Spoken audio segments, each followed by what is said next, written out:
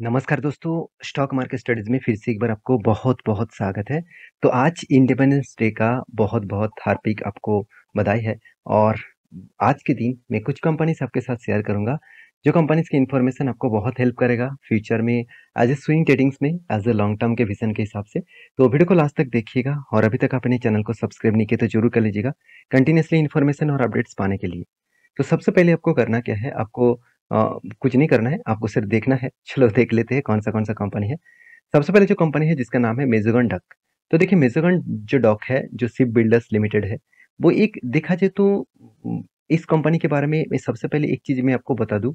यहाँ पे जो इसका प्रोमोटर है, उसके पास सितंबर 2020 में 100% शेयर था। उसके बाद स्टेक कुछ बेचा दिसंबर मंथ में, 2020 के दिसंबर क्वार्टर्स में और उसके बाद देखिए आज भी उसी होल्डिंग्स को लेकर चला है।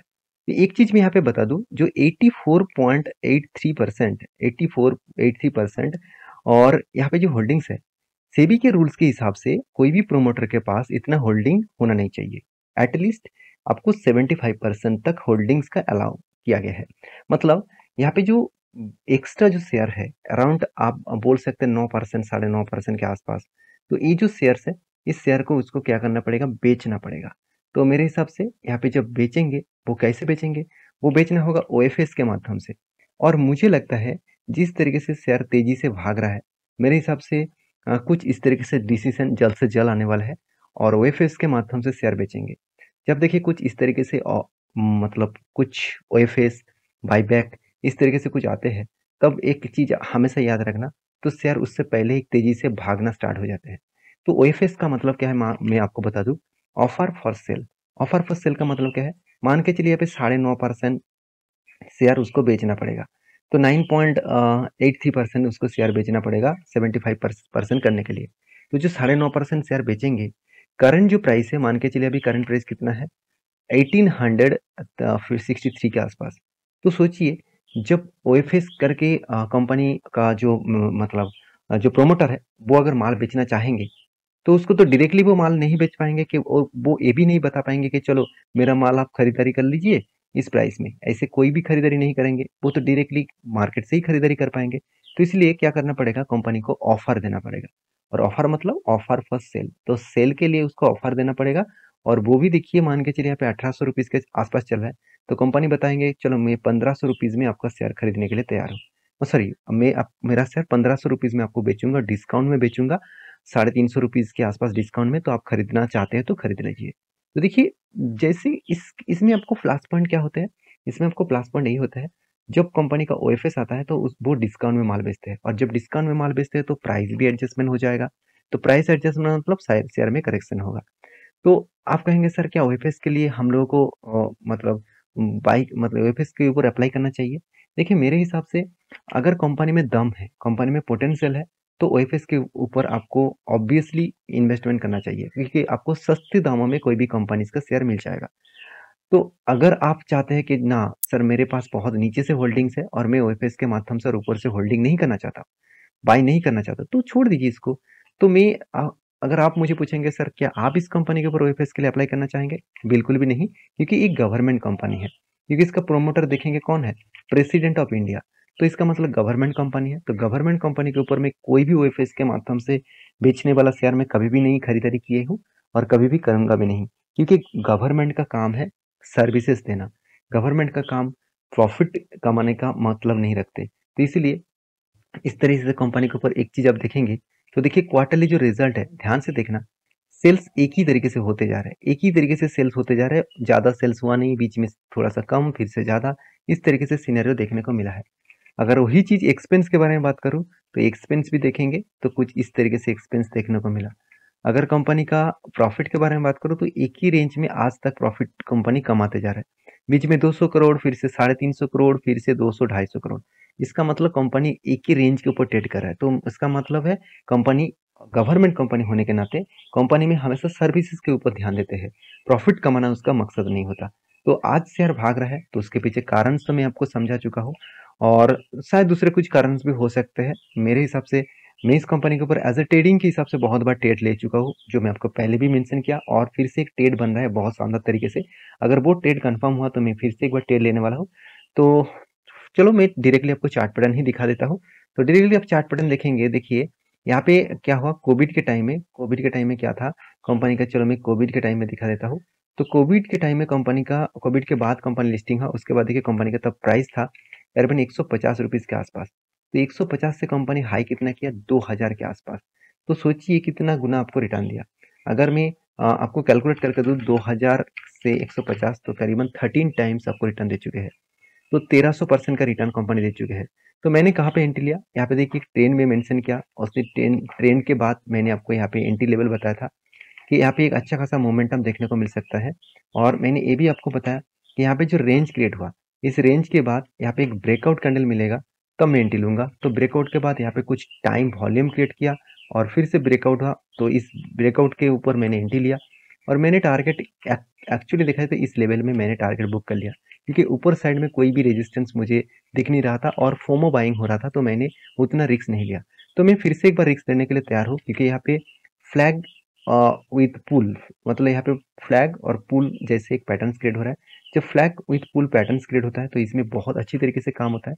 तो आपको करना क्या है, कोई भी साइड में अगर मान के चलिए फ्लैग के ऊपर साइड में ब्रेकआउट करे तो एक बड़ा सा मोमेंट आपको दिखेगा, अगर नीचे साइड में ब्रेक डाउन करे तो बड़ा सा फॉल देखने को मिल सकता है। तो दो तरीके से नजरिया देखने को मिल सकते हैं, अपर साइड में ब्रेकआउट करे और रिट्रेसमेंट करके एंटी मिले तो मैं एंटी लूंगा, और जिस तरीके से वॉल्यूम क्रिएट हुआ है मेरे हिसाब से एक शानदार ब्रेकआउट होने का चांसेस है। तो देखा जाए कब ब्रेकआउट होगा, जब ब्रेकआउट होगा मैं आपके साथ जरूर शेयर करूंगा। नेक्स्ट जो कंपनी है जिसके बारे में बात करूं उसका नाम है डेविस लैबोरेटरीज। तो डेविस लैबोरेटरीज एक ऐसे कंपनी है जिसके बारे में चर्चा करूं तो इस कंपनी के ऊपर एक बात याद रखना, डेविस लैबोरेटरीज जो कंपनीज है, इस कंपनी में खासियत क्या है, कंपनी इंडिया के नंबर 1 फार्मास्यूटिकल्स कंपनी है, और एपीआई एक्सपोर्ट भी करते हैं, और साथ ही साथ कंपनी मैन्युफैक्चर भी करते हैं फार्मास्यूटिकल इंग्रेडिएंट्स एंड प्रोडक्ट। तो कंपनी कोई छोटा मोटा कंपनी नहीं है, 1 लाख करोड़ के आसपास मार्केट कैप है। तो प्राइस के एडजस्टमेंट के हिसाब से कभी 1 लाख, कभी 99,000 इस तरीके से बन रहा है, कोई बात नहीं। कंपनी में दम तो है, कंपनी का आरओई तो बेस्ट लेवल में है। P ratio, industries P ratio से देखा जाए कंपनी का पी रेशियो थोड़ा सा हाई में है। कितना हाई में है चलो मैं आपको दिखा देता हूँ। 5 साल में इसका पी रेशियो कितना है, एवरेज पी रेशियो 46 है। और करंट पी रेशियो कितना है, करंट पी रेशियो कंपनी का 863 है। इसका मतलब कंपनी में जब करेक्शन हुआ था और वो कोविड के लेवल से नीचे आया था, मतलब कोविड प्री कोविड लेवल से नीचे आया था, तब मैंने आपको एक वीडियो में बनाकर मेंशन किया था कि यहाँ से एक बड़ा मोमेंटम आपको देखने को मिल सकता है। तो पी रेशियो में मोमेंटम होगा तो प्राइस में भी तो होगा ना। तो देखिए पी रेशियो कोविड के टाइम प्री कोविड में जिस लेवल में था उस लेवल के आसपास तो नहीं आया, तो नीचे आने के बाद एक मोमेंटम देखने को मिला है। तो मेरे हिसाब से कंपनी अभी ओवर वैल्यूड है, तो करेक्शन होने का चांसेस भी है। तो क्वार्टरली जो रिजल्ट कंपनी पब्लिश किया, इस बार कंपनी का सेल्स डाउन हुआ, क्योंकि फार्मास्यूटिकल इंडस्ट्रीज ग्लोबली मार्केट में एक स्लो डाउन के हिसाब से चल रहा है, एक मतलब बिजनेस कम हो रहा है, सेल्स कम हो रहा है, तो जिसके चलते कंपनी का प्रॉफिट मार्जिन भी कम हो गया। तो कंपनी 700 करोड़ से बन चुके 350 करोड़, इसका मतलब 50% के आसपास कंपनी का प्रॉफिट डाउन हो चुके हैं। अभी कंपनी का कैश फ्लो के बारे में बात करूं तो कंपनी कंटिन्यूसली कैश फ्लो को मेंटेन्स किया, और यहाँ पे देख सकते हैं अच्छा खासा एक कंटिन्यूसली खुद के कैश फ्लो को मेंटेन्स कर रहा है। तो कंपनी दो तरीके से सिनेरियो मुझे अच्छा लगा। पहली बात, कंपनी के पास कोई भी कर्जा नहीं है, सिर्फ 3 करोड़ का कर्जा है। तो सोचिए 1 लाख करोड़ का मार्केट कैप वाला कंपनी 3 करोड़ का कर्जे में क्या डरेंगे, बिल्कुल नहीं, क्योंकि उसको कर्जा ही कुछ नहीं है। अभी अगर पूछेंगे कि चलो मुझे कर्जा दे दी, कर्जा पेमेंट कर दीजिए, तो वो फटाफट उसका मैनेजमेंट टीम फोन पे से ही पेमेंट कर देंगे, इतना फटाफट काम करने वाला है। तो इतना छोटा कर्जा कंपनी के ऊपर है। उस हिसाब से कंपनी का रिजर्व के बारे में बात करूँ तो रिजर्व लगातार बढ़ते जा रहा है, फिक्स एसेट भी बढ़ता गया, और कंपनी का जो CWIP है वो भी लगातार हर साल में कंपनी मेंटेन्स करता है। तो सारे पॉइंट ऑफ व्यू से मैं एक ही बात कहूंगा, कंपनी में एक ग्रोथ देखने को मिल रहा है। तो बाकी as a investor, as a promoter से लेकर FIS पब्लिक हर किसी के पास इस कंपनी का हिस्सेदारी है। तो मैं जरूर कहूंगा यहाँ पे देखिए FIS भी छोटा मोटा स्टेक बढ़ाया, DS ने भी छोटा मोटा स्टेक बढ़ाया, और पब्लिक के पास तो जितना होल्डिंग्स था उतना ही है, और प्रोमोटर के पास भी जितना होल्डिंग्स था उतना ही है। तो रही बात इसका चार्ट पैटर्न्स का, तो मैंने कुछ लेवल्स आपको मेंशन किया था। वो लेवल्स क्या था, ध्यान से देखेंगे तो कंपनी एक लॉन्ग जर्नी के हिसाब से एक रेजिस्टेंस को बार बार वो फेस कर रहा था, और डाउन साइड में वो ट्रेड कर रहा था। तो रेजिस्टेंस को बार बार फेस करने के बाद वो कहाँ पे आया, नीचे साइड में आया। तो नीचे साइड आने के बाद कंपनी क्या किया, फिर से वहां पे क्या किया, डाउन साइड में ट्रेड हुआ, और उसके बाद एक ब्रेकआउट कैंडल दिखा। तो मैंने कहाँ पे एंट्री लिया, मैंने आपको ये भी बताया था कि जब कंटिन्यूअसली जर्नी करने के बाद ब्रेकआउट होता है तो मैं कभी भी एंट्री नहीं लेता। मैं एंट्री तब लेता हूँ रिट्रेसमेंट एंट्री में। एक्चुअली मुझे यहाँ पे एंट्री लेना था, तो मैंने यहाँ पे एंट्री नहीं लिया। मतलब नहीं लिया, ना लिया का मतलब है एक्चुअली मैं ले नहीं पाया, क्योंकि उस टाइम में कुछ काम के सिलसिले में बाहर था, तो मैं यहाँ पे मेंशन तो करके रखे थे, मगर यहाँ पे ब्रेकआउट हो गया, मैंने वो नहीं देखा। तो जब बाद में मैं रिसर्च किया और स्टडी किया, तब देखा यहाँ पे ब्रेकआउट इजीली हो चुके हैं और हाई वॉल्यूम के साथ हुआ है। तो मैं इंतजार कर रहा था कब उस रेंज के आसपास आएगा तो मैं एंट्री लूंगा। तो यहाँ पे मुझे जब भी आया मैं फटाफट एंट्री ले लिया, और मेरा फर्स्ट टारगेट था यहाँ पे, और मेरा एक्चुअली मेरा टारगेट था इस लेवल तक, 3832। इस लेवल तक टारगेट मैंने क्यों रखा और टारगेट अचीव भी हुआ, तो क्यों रखा वो मैं आपको बता दूं। देखिए, इस रेंज को कंपनी यहाँ पे वॉल्यूम करने के बाद बिग क्रैश देखने को मिला, मतलब यहाँ पे एक रेजिस्टेंस कम सप्लाई जोन है। तो जब मैंने देखा इस रेंज को वो इजीली ब्रेक करने का कोशिश कर रहे हैं और एक शानदार सा वॉल्यूम क्रिएट कर रहा है, और 200 डेज ईएमए के ऊपर भी है, तो मैंने एक कंफर्मेशन मुझे मिला कि कंपनी इस लेवल को अगर एक बार ब्रेकआउट करे तो इजीली वो इस लेवल तक जाएगा, क्योंकि यही इसका स्ट्रॉन्ग रेजिस्टेंस कम सप्लाई जोन है। तो मैं इसलिए इंतजार करा और मुझे टारगेट भी मिला। मैंने आपको मेंशन भी किया था वीडियो बनाकर यहाँ पे एंट्री लेवल्स का। तो आप मेरे प्रीवियस सब्सक्राइबर हैं, तो आपको जरूर वो वीडियो मिला होगा। तो जाकर जरूर उस तरीके का वीडियो देख लेना, जहाँ पे यहाँ पे डेट कौन सा है, 24 23 इस तरीके से कुछ डेट्स में मैंने वीडियो बनाया था। नेक्स्ट जो कंपनी जिसके बारे में बात करें उसका नाम है कैंपस एक्टिववेयर। देखिए, इंडिया के थर्ड लार्जेस्ट देखा जाए तो फूडवेयर बिजनेस करने वाला कंपनी है, इसका नाम है कैंपस एक्टिववेयर। और इस कंपनी एक छोटा मोटा कंपनी मत समझ लेना, अभी भी धीरे धीरे करके कंपनी बड़ा हो रहा है। 9,000 करोड़ के आसपास इसका मार्केट कैप बन चुके हैं, और कंपनी के पी आरओई तो बेस्ट है, और इंडस्ट्रीज पी रेशियो 37 है, और कंपनी खुद का पी रेशियो 76 के आसपास है। इसका मतलब कंपनी, मुझे पी रेशियो थोड़ा सा हाई लगा, फिर भी कितना हाई है वो मैं आपको बता दूं। इसका मीडियम पी रेशियो 104 है, मगर कंपनी खुद का पी रेशियो क्या क्या बता रहा है, 76। तो ओवरऑल देखा जाए तो कंपनी का खुद का जो पी रेशियो है वो एवरेज के नीचे है। तो एवरेज 5 साल के एवरेज के नीचे है, तो एक पॉइंट ऑफ व्यू से देखा है तो बेस लेवल में है। फिर भी मैं कहूंगा कंपनी के इंडस्ट्रीज पी रेशियो उतना ज्यादा नहीं है, जिसका इस कंपनी का पी रेशियो इतना हाई है। तो ये भी थोड़ा सा करेक्शन होने का मोमेंटम देखने को मिल सकता है।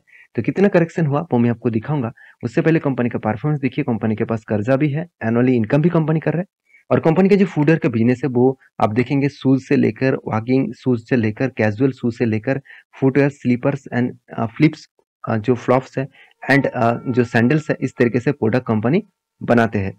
तो यहाँ पे एक चीज और भी मैं आपको मेंशन करूँ, कंपनी का जो क्वार्टरली इस बार रिजल्ट पब्लिश किया, वो अच्छा खासा कंपनी ने सेल्स को इंक्रीज किया। जो पिछले क्वार्टर्स का जो सेल्स था उससे भी कंपनी ने इस बार ज्यादा सेल्स किया। और देखा जाए तो कंपनी का जो एक्सपेंस है, उस एक्सपेंस वो कंपनी अच्छा खासा एक्सपेंस को मेंटेन किए। तो नेट प्रॉफिट के बारे में बात करूँ तो 31 करोड़ से बन चुके 31। तो 31 से 31 करोड़ कंपनी इस बार भी प्रॉफिट जनरेट किया। और कंपनी का profit and loss year of year basis देखा जाए तो कंपनी कंटिन्यूअसली प्रॉफिट को यहाँ पे क्या क्या मेंटेन किए। तो मेरे हिसाब से इस कंपनी के ऊपर फोकस रखना जरूरी है, क्योंकि फूडवेयर इंडस्ट्रीज बहुत तेजी से ग्रोथ होने वाला है। क्योंकि देखिए, इंडिया का पॉपुलेशन वर्ल्ड के नंबर 1 पोजीशन में पहुंच चुके हैं, सबसे ज्यादा पॉपुलेशन इंडिया में है। और देखिए, हर व्यक्ति आज पैसा कमा रहा है, तो इस हिसाब से लोगों के हाथ में पैसा रहेंगे तो सबसे पहले वो मतलब कपड़ा, जूता, ये सब यही प्रोडक्ट खरीदारी करते हैं। ऐसे नहीं कि वो नंगे पाँव में किसी भी जगह पे चले जाएंगे, तो वो तो जितने सारे संत है वो लोग करते हैं, तो आम आदमी तो ऐसे नहीं करेंगे। तो इसलिए जूता, मतलब जो फूडवेयर है वो उसको तो खरीदारी करेंगे ही। तो मेरे हिसाब से इस सेक्टर का ग्रोथ होने वाला है अपकमिंग कुछ ईयर्स में। बाकी आप रिसर्च के हिसाब से काम करिए। देखिए, मेरा ओपिनियन आपके ओपिनियन से 100% सेम टू सेम होगा, ऐसे हो नहीं सकता, क्योंकि मेरा थिंकिंग कुछ अलग है, मेरा विजन कुछ अलग है, तो आपका विजन कुछ अलग हो सकते हैं। तो प्लीज़, आप मेरे बात से डिसएग्री करते हैं तो प्लीज़ आपके हिसाब से काम करिए। अगर मेरे बात से आप एग्री करते हैं तो प्लीज़ एक बार रिसर्च करके उसके ऊपर और भी स्ट्रेंथ बढ़ाकर उस कंपनी के ऊपर निवेश करिए। देखिए, कंपनी के ऊपर रिजल्ट मुझे बहुत शानदार लगा। मुझे 2 पॉइंट्स अच्छा लगा, कंपनी ने फिक्स एसेट को भी इंक्रीज किया, और उसके साथ-साथ कंपनी इस बार अच्छा खासा ट्रेड भी रिसीव किया। कंपनी का ट्रेड रिसीवेबल में बात करूँ तो 177 करोड़ के आसपास ट्रेड रिसीव किया। तो कुछ पॉइंट ऑफ व्यू से यहाँ पे बेस्ट तरीके से देखने को मिला। एज ए इन्वेस्टर देखिए, आप खुद ही देख लीजिए, प्रोमोटर ने तो होल्डिंग्स को उसी तरीके से रखा। एफआईज ने क्या किया, 5.5% से खुद का होल्डिंग्स को बढ़ाकर बना चुके हैं 11.5%। डीएस के पास जो होल्डिंग है 6.5% के होल्डिंग से बढ़ के हो चुके 6.5%। पब्लिक के पास जो होल्डिंग है 14% से बढ़ के हो चुके 8% के आसपास। तो यहाँ पे कुछ पॉइंट ऑफ व्यू से देखा जाए तो कंपनी का इन्वेस्टमेंट अच्छा खासा देखने को मिला है। तो अजय, चार्ट पैटर्न्स के बारे में बात करूँ तो ध्यान दीजिएगा। चार्ट पैटर्न कुछ इस तरीके से बन रहा है कि कंटिन्यूअसली कंपनी के ऊपर क्या हुआ, सेल ऑफ हुआ। तो कंपनी देखा जाए तो 2022 के जून मंथ मतलब 1 साल पहले कंपनी जिस रेंज से एक धमाका परफॉर्मेंस किया था, वही रेंज को कंपनी बार-बार रीटेस्ट कर रहा है। तो मैं इंतज़ार कर रहा हूँ कब इस रेजिस्टेंस को ब्रेकआउट करेगा। जो रेजिस्टेंस कंपनी के लिए एक स्ट्रॉन्ग रेजिस्टेंस बन के रखे है, तो उस रेजिस्टेंस को जब ब्रेकआउट करेगा और एक बार रिट्रेसमेंट करने के बाद हाई वॉल्यूम के साथ अगर ब्रेकआउट हुआ तो मैं एंट्री लेने वाला हूँ और मैं बड़ा सा एक टारगेट लेकर चलूंगा, क्योंकि कंपनी का परफॉर्मेंस जब सही है तो उस कंपनी फिर से वही रेंज को रिटेस्ट कर रहा है जो रेंज पहले एक बार ऑपरेटर ने ऊपर लेके गया था। तो मेरे हिसाब से फिर से ऑपरेटर ऊपर लेके जाएंगे। अगर करंट प्राइस से ऊपर तक देखूं तो करीबन करीबन 114% का रिटर्न मिल सकते हैं। देखिए, इतना रिस्क आप लेंगे कि नहीं लेंगे वो आपके हाथ में है, क्योंकि मैं ऑब्वियसली सोच समझ कर स्टडी करके ही रिस्क लेता हूँ। कोई भी ब्लाइंडली किसी कंपनी के ऊपर निवेश नहीं करता हूँ। जब कंपनी का परफॉर्मेंस ठीक ठाक लगे, कंपनी का फ्यूचर विजन ठीक ठाक लगे, तो उस कंपनी के ऊपर में ऑब्वियसली मेरे पैसा लगाने के लिए मैं तैयार हूँ। तो बाकी आपका इस कंपनी के ऊपर क्या राय है, मुझे जरूर कमेंट्स करके बताना। नेक्स्ट जो कंपनी जिसके बारे में बात करूँ उसका नाम है EFC लिमिटेड। तो EFC लिमिटेड एक ट्रेडिंग कंपनी है। तो कंपनी ने कुछ अच्छा खासा धमाका परफॉर्मेंस देने के बाद एक बोर्ड मेंबर ने, मतलब इस कंपनी का बोर्ड मेंबर ने अनाउंसमेंट किया। वो भी स्प्लिट का अनाउंसमेंट किया गया है। आप देखेंगे तो हर मतलब इसका 10 रुपये का जो फेस वैल्यू था वो 2 रुपये बनने वाला है। इसका मतलब हर एक शेयर में आपको 5 शेयर बोनस के तरफ से मिलने वाला है। तो बाकी आप समझदार है, उस हिसाब से जरूर काम करिए। तो वीडियो अच्छा लगे तो प्लीज लाइक करना, दोस्तों के साथ शेयर भी करना, चैनल को सब्सक्राइब भी करना। मिलते हैं नेक्स्ट वीडियो में, तब तक के लिए अच्छे से रहिए, अपने ख्याल रखिए। Bye bye.